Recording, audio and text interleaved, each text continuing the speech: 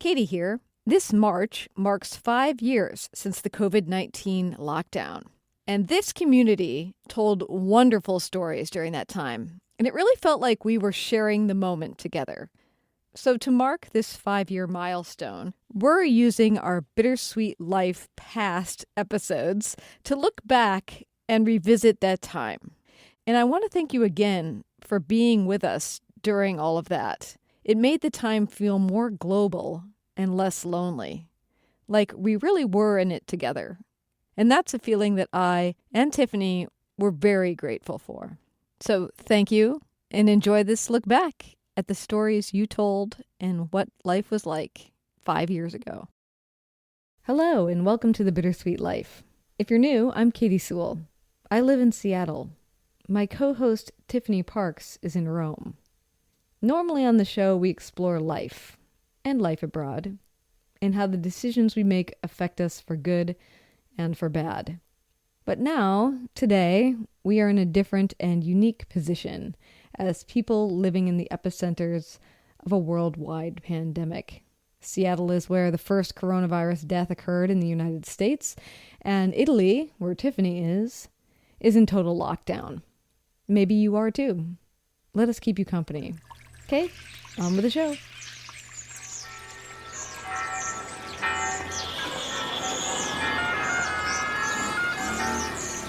Welcome to Rome. This is The Bittersweet Life with Katie Sewell and Tiffany Parks. Hello, this is The Bittersweet Life. I'm Katie Sewell in Seattle, and this is our Day in the Life broadcast, where we're going to do snapshots of our days alongside snapshots of your day sent in from all over the world. Thanks for everybody who participated. Right now it's about 8:30 in the morning, and this is the sound I wake up to every day. 2 cats whining at me. Now they've already been fed, so I'm not sure what they're thinking about right now, but they think something is urgent. And in the kitchen, Derek is making breakfast, or what he calls breakfast, which is coffee. Good morning. Good morning. Isn't it fun to be on tape first thing in the morning? Yes, very much so. And these two, Mr. Ding Dong and Mr. Marchand, seem to think something's about to happen. What's going to happen, Ding Dong? They're leading me into the basement, which makes me think that they think I don't know that they've already been fed. And for me, I usually would have cereal in the morning, but like we talked about in our consumerism episode, we are out of milk. So I am going to rifle through this cupboard, and I think I'm probably going to have some oatmeal. So that's the opening snapshot of my day. Rainy and cloudy outside in Seattle, of course. Let's hear what Tiffany's up to. I'm Tiffany Parks in Rome. It's morning time around here, not particularly early. I've been letting myself sleep in a little bit longer than usual, and I gotta say it feels pretty good. But I am trying to keep a regular practice of meditation in the morning, even though I'm not doing it at dawn. If I can keep my son in bed long enough, I sneak into the studio where I am right now. I sit on my meditation cushion, and I do about 15 minutes of meditation, try to keep my mind from wandering about all of the uncertainty that we're all facing right now. Don't always succeed at that, but that's what I'm going to do right now. Ciao, Katie and Tiffany. It's Lynn, your friend from San Francisco. It's day 5 of San Francisco's shelter-in-place order, and technically I'm working from home, but I've also established a little personal schedule so I don't go cuckoo bananas. And right now it's 10:30 in the morning, and I am studying my Italian.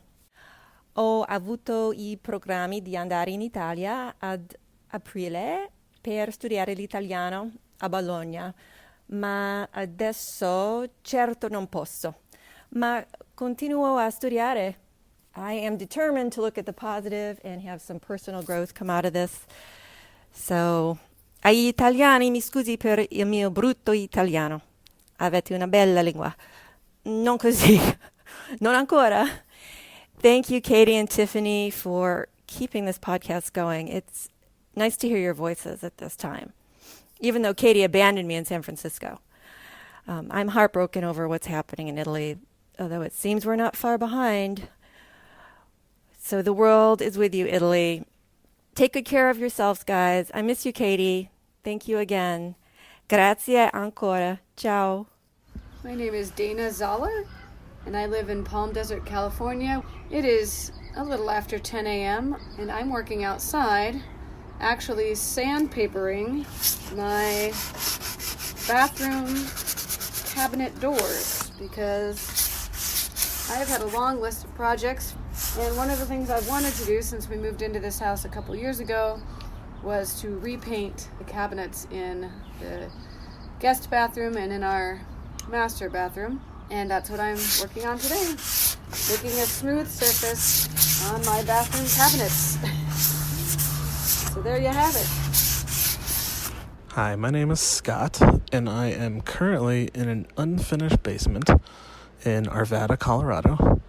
I'm obviously quarantined, just like most people are, and never thought my house was too small. It's not super big for a family of 4, but now that we all are here all the time and I don't have any space, it's feeling a little small. So I've relegated myself to a little corner of the unfinished basement. We've hung up some sheets, so it doesn't feel like there's insulation and cement behind them. Put up some lights. We do have a window, so I'm right next to the window, and it feels like a nice little bright escape. So making do with what I can, with what I have, where I am, you know? Hi, Katie and Tiffany. This is Madeline Jawar. It is about 11 o'clock in the morning. I live in Menlo Park, California, and I am just planning my day a little bit. It's been a slow start. I had coffee, I had breakfast, I fed my dog, I said hi to my kids. I was on social media chatting with people in Italy to just check in and see how my friends are doing. And I'm just about to fill in my gratitude journal, and I'm trying to figure out when I can take my dog for a walk since it's supposed to rain. And I hope it's just going to be kind of a slow Sunday here in quarantine. Hope you guys are well. Hello, it's Katie. It's 11:19. I'm still in Seattle, still in my house, of course. And one of the things I've never really talked about in this show, a lot of you know that I'm a freelancer, that I do a lot of work from home that isn't just the podcast, although the podcast is a big part of my job. But one of the things I do as a freelancer is I regularly work as an assistant to the author, Jess Walter, who's been a guest on this show a couple of times. And since we had a meeting planned today, I decided I'd make him record part of himself, to make my life look like it's more interesting while I'm stuck at home. So, hi, Jess. Hi, Katie. I'm a little intimidated being the interesting part of life. Well, when you don't get out much, interesting takes on a new definition. No, I'm kidding, of course. You're very interesting. That's why you've been a guest a couple times. So. And we were so ahead of our time having you work from home for me. I closed my shop long before everybody else. So. That's true. Well, so that's kind of an interesting thing. Both you and I have been working from home. You certainly a lot longer than me. I've been doing it for the last couple years, but How long would you say you've been working from home? I can tell you exactly, because I can tell you the day that I walked in and gave 2 hours notice at my job. So yes, please tell us this story. Yeah, everyone should be able to go in and say I'm leaving this afternoon. But I quit my day job in '95, and so I've worked at home for so long, and since then, really. And at times I've traveled, or I'm on book tour, so I get out among people. But this idea of just going out to your office every morning, and I'm really lucky because my office is above our old garage, so I have an office away from the home. But I've been grabbing a cup of coffee and heading out to work at 5:30 in the morning for longer than I didn't. So it's wild for me to have everyone else join me in the working from home movement. Yeah. So would you say that anything has changed for you? Yeah. When the more strict restrictions came and we really shouldn't be leaving the house at all, every day I used to go out for second breakfast at 10:30. And that was kind of where I saw people. And then I would go to the gym and work out. And I don't think anyone's routine was as solitary as this is. There are other small things you notice. My office is on an alley above the garage, and yesterday I saw a mom on the alley having her kids do outdoor PE because she's homeschooling. And so she had them run 5 laps around the backyard. And we live on a flight pattern near the airport. Planes go over our house. And so just noticing the quiet. Yeah, I think it's just so much more solitary and quiet, and then to not get out. My 2 of my 3 adult kids are home, living in the house now too. So for me, it feels like it used to, except more crowded, and and you can't go anywhere. Yeah, it's almost like it's the holidays for you because your kids had left Yeah. and now everybody's back for Christmas break. It is. Wow. Yeah. And it's kind of lovely, actually. We've been watching The Good Place together, which I'd never watched, and so that's been really fun. And my kids are big readers. Well, my daughter certainly. But so we'll talk about books and give each other ideas, and so we'll see. To put myself in their positions, my son, who's a college sophomore and feels like his college was cut off suddenly, and then my daughter, who is working out in the world, to all of a sudden have them be at home. My son suggested I give parenting a rest the other day. So even though he said it jokingly and facetiously, there was a little bit of tart behind it. Yeah. Do you want to give an outsider's perspective on what I'm like to work with? I know you listen to the podcast from time to time, so you know me on the podcast, but you also know me in real life. So is there any insight you want to let everyone in? Yeah, sure. Well, I don't know if you remember, but when you and I had worked together on the podcast that I did with Sherman Alexie for a while, and then you'd helped out taping one of the audiobooks for a short story I'd written. And so I knew already that you, being a former producer, were great at taking charge. But one of the things I told you is that I've had assistants before, and it always fails because I don't really need an assistant. I need a boss. And you're great at just sort of anticipating, just today, I, sent you a letter that I needed to send, and you just sent a perfect response. Luckily, you know better than to ask me for too much guidance on the things I need.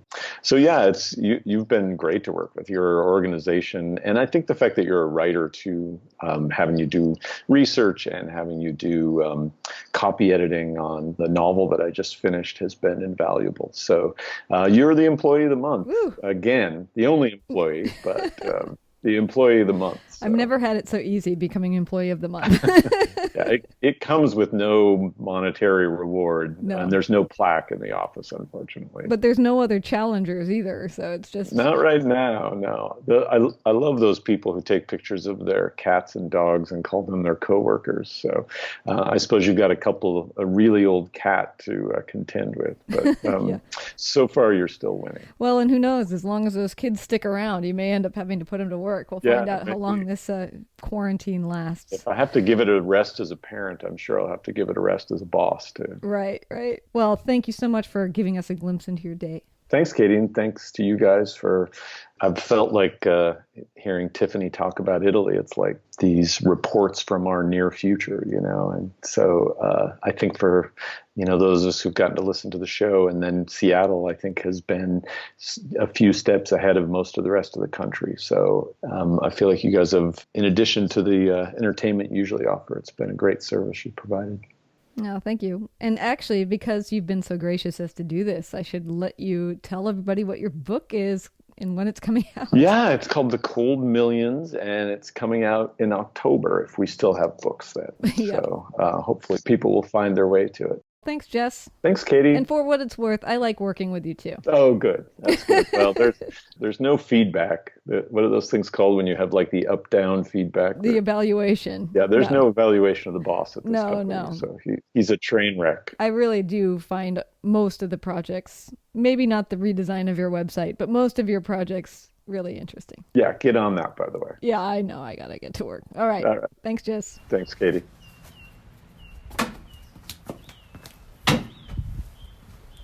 Hi, I'm Evan. And I'm Gracie. And we're playing cornhole for physical time.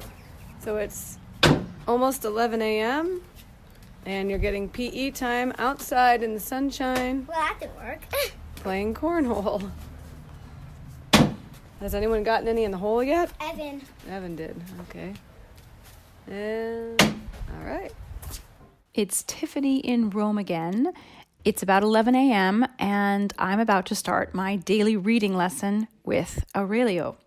We've been doing this pretty much every morning since lockdown started about a month ago, and he generally likes it. He takes pretty well to it, but he is 4 and he does get very, very easily distracted. So I'm not going to let him know that I'm taping him, because if I did, I think he would be much more distracted than usual. I'm going to put my phone on the table with my recording app open, and hopefully he won't notice. Go. What does that mean? No, don't you worry about that. That's just a new timer that I have. Okay? Okay. Nice timer. Thank you. Kate sat in the box. Okay, don't say box like you're like an Italian. Box. Say box like an American. Aurelio, I'm not going to laugh. Sit here and read the sentence. Read it again. You've read all the words. Now read it through one time quick. Kit, sat, and sat. That's right, but what's the last part of the sentence? The box.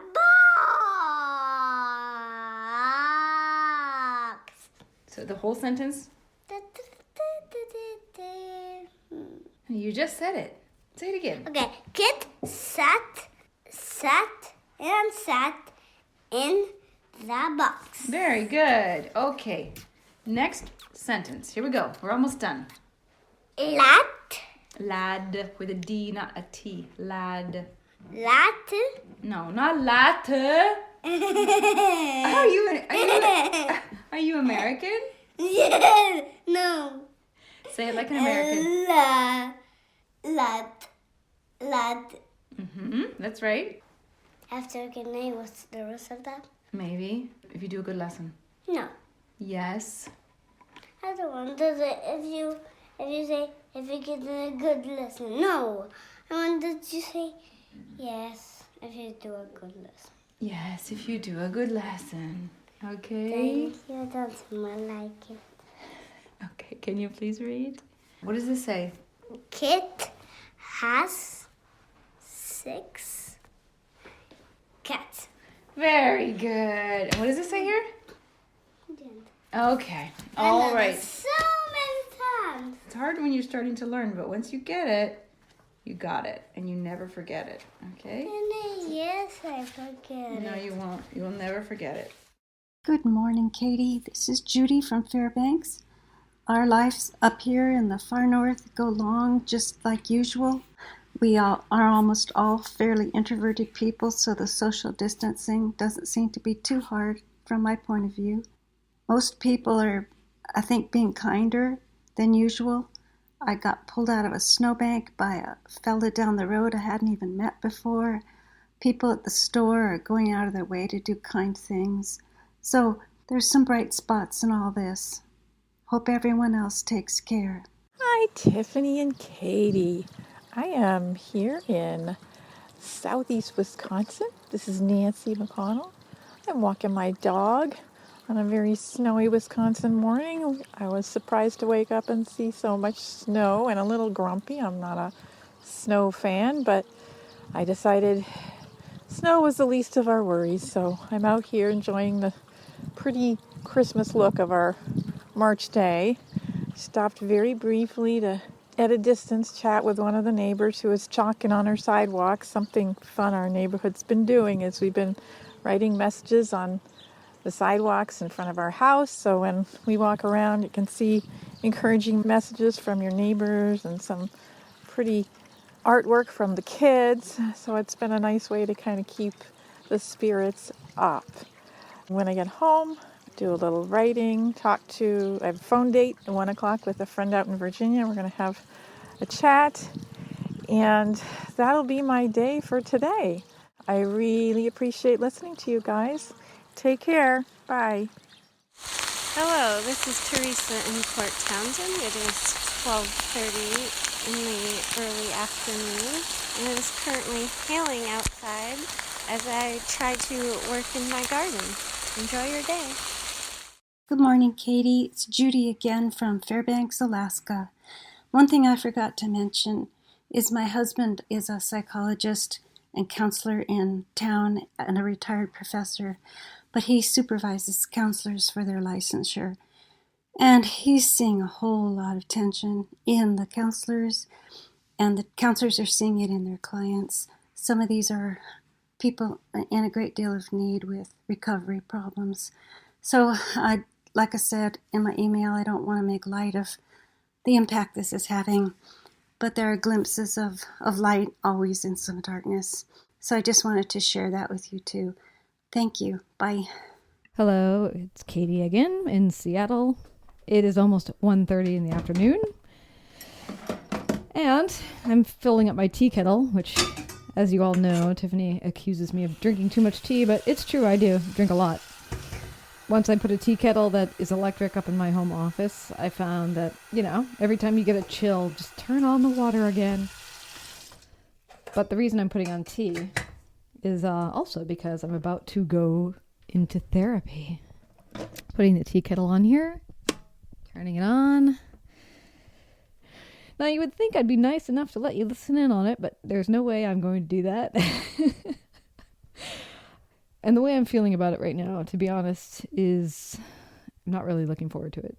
And I think it's just because with coronavirus not just being the ongoing thing and the fears everybody's facing with that, and I don't know, I just don't want to go in circles talking about financial worries or claustrophobia or whatever other topics come out of this. So I don't know. I'm hoping that we end up talking about something else, but at the same point, I don't really have any ideas about what that something else should be. So I'm just going to go with it, make my tea, and hope for the best. See, this is the sound of my electric kettle making for what will be, for me, the fourth pot of tea of the day. Hi, it's Tiffany again. This next bit of tape comes to us from listener Karen, who is an expat in the northern region of Trentino, and she has captured the sound of the fire department, who in all of Italy drives through the city, making an announcement from a loudspeaker on top of the car that everyone needs to stay inside and that people should not be out unless it is for the very specific reasons that the government has outlined are permissible. Attenzione, per motivi di salute e sicurezza si ricorda l'obbligo di rimanere in casa nel rispetto delle istruzioni impartite per l'emergenza coronavirus. Uscire esclusivamente nei casi previsti. Attenzione, per motivi di salute e sicurezza si ricorda l'obbligo di rimanere in casa nel rispetto delle istruzioni impartite per l'emergenza coronavirus. Hi, Tiffany and Katie and Bittersweet Life listeners. My name is Heather. I'm an Italian and an American citizen currently living in the Western United States. Just prior to COVID-19, I was in the process of interviewing for several jobs in Italy with the intent to move there again, though obviously that has been put on hold for the time being, and I am continuing work on my current position as a healthcare administrator for a large metropolitan hospital, so I'm going to talk a little bit about that. We do currently have many COVID-19 positive patients in our community, including several in our own facility, though we are still very much in preparation mode for the inevitable surge, which, if you're unfamiliar, is a term meaning patient volumes that severely challenge or exceed a hospital's serving capacity. To summarize what that active preparation looks like, that currently includes multiple daily briefings with all administrative department heads regarding the different challenges and ongoing preparation activities across our system, careful management and rotation of our staff to keep as many people fresh and healthy as possible for when the surge does arrive, and everyone will need to be on their A game. Briefings regarding the most up-to-date information from the CDC regarding confirmed and presumptive cases in our county and in our state. And of course, extremely careful management of our in-house personal protective equipment inventory. Obviously, I can only speak to how we are preparing at my individual facility, but I do know that hospitals and medical staff around the country, whether they are currently surging or preparing for the surge, are implementing the same practices with the same goal to be able to effectively medically support all sick individuals coming in, whether they have COVID-19 or any other sort of ailment, and ultimately, hopefully, save lots of lives. I believe this is just a very encouraging thought that people are putting so much time and effort into preparing for this illness during this just really unprecedented health crisis here in the States. We have been closely following the situation that's still unfolding in Italy and preparing our own facility here in the States, largely following the medical and logistical recommendations from Italian doctors and other healthcare administrators, obviously working in close conjunction with the Centers for Disease Control and our state health officials so that we can best prepare ourselves as healthcare workers to serve our communities in the most effective, efficient way during this public health crisis. Personally, I can't even describe how proud I am to be both Italian and American during this challenging period. And all healthcare workers, I'm going to speak for all of us, are so inspired by the truly heroic, selfless efforts of all medical personnel in Italy who have sacrificed so much, including their own lives in many cases, to serve their communities. And I will absolutely be looking to them and hopefully drawing a lot of strength and resilience from their just shining example of what it truly means to demonstrate, acts of love and sacrifice to your neighbors in what will certainly be challenging weeks and months to come. If any listeners are looking for ways to support their community, especially their local healthcare community during this time, first, please consider donating blood if you're able. As a country, we're experiencing a major shortage due to reduced donations. It is absolutely safe to do so. The American Red Cross is ensuring that all donation sites are safe. So provided you are healthy, just please know that your donation will absolutely save lives. So please consider contacting your local Red Cross chapter or getting online to find out more information about where you can donate. You can also support your local community by donating to food banks, homeless shelters, battered women's shelters, animal shelters, checking on your neighbors or the most vulnerable members of your community and families. Just make sure they have what they need so they're not put into a position where they have to unnecessarily leave their home and potentially expose themselves or others during this time. The most important thing is to continue complying and encourage others to comply with all local social distancing directives. The hashtag stay home, hashtag io resto a casa. I love that. I love seeing that in social media when I'm able to get on there and continuing to perform effective hand and respiratory hygiene yourself and within your household and whenever you leave the house if that's necessary. Overall, just hope everyone stays safe, stays healthy, is practicing resilience every single day, and let's all work as a team, and we're all going to get through this together. All right, take care. Bye-bye. Hi, Katie and Tiffany. My name is Jill, and I'm recording from my apartment in Manhattan. Yes, New York City, and the only sounds we can hear are birds chirping.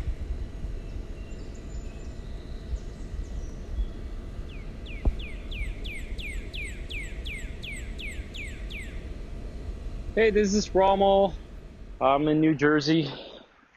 In order to keep sanity, I'm pretty much like in a state park here, walking the dog and trying to get a little bit of an exercise. There's a lot of panic. There's a lot of tranquility. It's a mix of feelings from everybody. The majority of the time, it's just working from home. I'm not a big fan of working from home, to be honest, but this is how we are doing. So this is me and my dog Floyd. Thank you, the Bittersweet Life. Thank you, Tiffany Parks, Katie, Sue. You guys do tremendous. I really love the podcast. It's amazing. It was of extremely importance on my visiting to Rome and Italy in general. Thank you again. And hi from US. Hi, my name is Tatiana, and I'm a German living in Goa, India right now, together with my husband and our 4-year-old daughter. When this entire situation was developing, the most important thing for us was to keep some sort of a routine, especially because we have a kid at home. So we usually get up around 9:30, 10, which granted is late, but we figured that's the one positive thing you can take out of the whole situation, so we're running with it. We have breakfast usually the first thing in the morning, and then my husband has to do some work, And that's a time then that I sit down with my daughter and go over her homework. Her school is doing a fantastic job in sending daily activities and tasks, and not just sort of dry, boring writing and math problems, but really interesting geographical facts and music, art, everything. So even I learned a lot through that. Since I'm doing yoga at least once a day in order to stay physically active, but also just simply to stay sane, my daughter has picked that up as well and is now doing her kids yoga at least once a day. So that makes everybody happy in the end. So great. There's one more fixed point in our day, which is very important to our daughter, especially. She used to love to play with the neighbors' kids, obviously, and that's not an option anymore. So what we're doing is, because all our balconies are facing each other, at 6 p.m. we come out, each family on their balcony, and the kids get to make noise for a couple of minutes, just either by shouting or with instruments or whatsoever. Then we will have decided on a song in the morning, so everybody can sing along and dance, and it's really fun. And then usually ends up with the adults sort of shouting between the balconies and catching up a little on what's been going on. And then we have fairy lights also going on, so that it feels a little bit more like we're home because of holidays than really because of curfew. What is important to me is my books. I love to read, and I'm only just making sure now that I'm only reading happy endings. That's the only thing I can take right now. And additionally, I'm running a book club, and we have taken our book club discussions virtual. We're going online. Our next book club discussion will be about a new release here in India called Once Upon a Curfew, because we thought, when you're in a curfew, you may as well read about a curfew. That is that. Most important, I think, right now for me is the check-ins with friends and family as well. Obviously how they're doing, and then setting them to rest with regards to how we're doing also. There is friends also who are alone at home, and I'm always glad to give them some company just to make them feel there's other people around. They're not all alone. But also, as I was mentioning, to just make sure people, through all the drama in the media, they get to know that we're safe and everything is fine. Everything will be fine. All in all, as you can see, we're staying home. We have a great community here. The neighbors have all pulled together, and we're ordering in bulk our basic necessities, which are then brought to the society and can be picked up in one place.